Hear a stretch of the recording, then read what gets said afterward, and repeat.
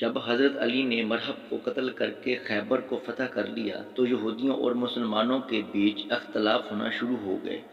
یہودی ہمیشہ مسلمانوں سے جنگ میں ہار جایا کرتے تھے۔ اس کے بعد حضرت عثمان کی خلافت کے دور میں عبداللہ ابن سبا جو کہ یمن کا ایک یہودی تھا، وہ اسلام قبول کر کے مدینے میں آ جاتا ہے، لیکن وہ ابھی بھی مسلمانوں سے نفرت کیا کرتا تھا۔ اس نے اپنی زہریلی باتوں سے مسلمانوں کے درمیان پھیلانا شروع کر دیں۔